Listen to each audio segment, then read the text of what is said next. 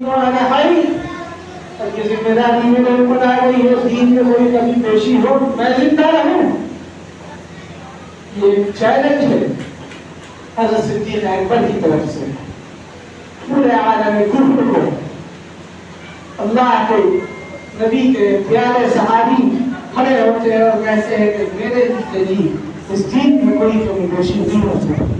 کمی پیشی کا کیا مطلب؟ دین میں کوئی کٹوتی کی جائے اور بڑھوتری کی جائے، 5 نمازوں میں سے ایک نماز ختم کر دی جائے یہ کمی ہوئی، اور 5 نمازوں میں ایک نماز اور بڑھا دی جائے فرض نماز، اور 6 فرض نمازیں کر دی جائے یہ بڑھوتری ہوئی، دونوں قائم نہیں ہو سکتی۔ جب تک اللہ کے نبی صلی اللہ علیہ وسلم اس دنیا کے اندر موجود رہے اور وحی کا سلسلہ جاری رہا، اس وقت تک اس کا امکان تھا کہ ہاں کبھی نمازیں پڑھ سکتی ہیں، کبھی پڑھ سکتی ہیں، اللہ کی طرف سے کبھی بھی کوئی بھی حکم آ سکتا ہے، اللہ کا پیغمبر موجود ہے، لیکن نبوت اور زنا کو جانے کے بعد پھر یہ سلسلہ ختم، کوئی نیا پیغمبر نہیں آئے گا، کوئی نیا نبی نہیں آئے گا، اور کوئی نیا پیغام نہیں آئے گا، کوئی نئی عبادت شامل نہیں ہوگی، کوئی پرانی عبادت ختم نہیں کی جائے گی۔ لہٰذا اللہ رب العزت والجلال نے نبی آخر الزمان کو خاتم النبیین بنایا، اور نبی کی بعثت کے ساتھ صحابہ کی ایک بعثت ہوئی ہے۔ حضرت صدیق اکبر رضی اللہ تعالیٰ عنہ کا دور خلافت ایسا تابناک کہ تمام کے تمام صحابہ کی خلافت پر مجتمع، اور پرسکون انداز میں اس موقع پر ان لوگوں سے خطاب کیا گیا جو اسلام کے خلاف اپنی جوڑ کو مضبوط کر رہے تھے، جو اسلام کے خلاف سازشیں شروع کر چکے تھے۔ اللہ کے پیغمبر کے صحابی نے، اس خلیفہ نے ان کے خلاف بیان کیا اور ان کا امر کیا۔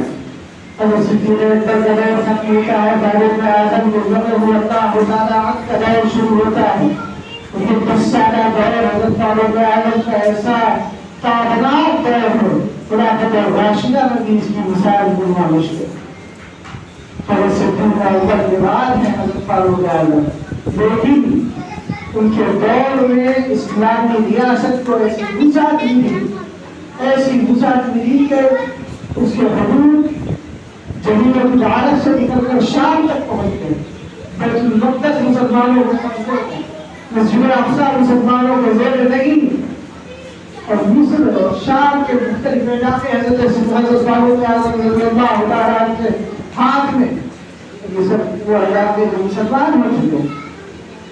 تو اسلام کے دامن میں آئے۔ یہ فاروق اعظم رضی اللہ تعالیٰ عنہ کی کرامت کہہ لیجیے، ان کا یہ فضل کہہ لیجیے، اور اللہ رب العزت والجلال کی توفیق کہہ لیجیے ان کے اوپر کی، کہ جہاں سے گزر جاتے تھے تو علاقے کے علاقے مسلمان ہوتے چلے جانا ہے، جو افراد کا انتخاب اللہ کی طرف سے ہوا تھا، ان کو نمونہ بنایا گیا تھا۔ حضرت فاروق اعظم رضی اللہ تعالیٰ عنہ کو شہید کیا گیا، اور تبرناک انداز میں شہید کیا گیا، مسجد نبوی کے اندر شہید کیا گیا۔ وہ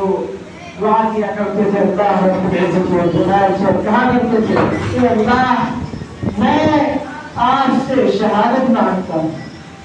شہادت کی موت کا طلبگار ہوں، اور وہ شہادت کی موت مجھے چاہیے وہ اس مقام پر ہو جہاں تیرے نبی کا روضہ،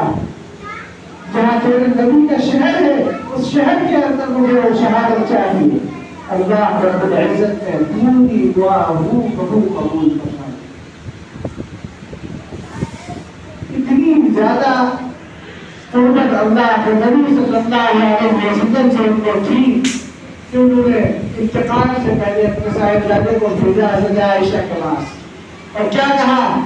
کہ نبی کریم صلی اللہ علیہ وسلم حضرت عائشہ کے حجرے میں ہیں، وہاں آرام فرما رہے ہیں، اے بیٹے جاؤ اور ان سے جا کے پوچھو کہ اگر میری موت ہو جاتی ہے کیا اس حجرے میں مجھے جگہ ملے گی؟ یہ کون پوچھ رہا ہے؟ کہ اس وقت آج ہی دنیا پر حکومت کرنے والا عمر بن خطاب پوچھ رہا ہے، دنیا کی حکمرانی ہے، اس کا ایک قدم چلے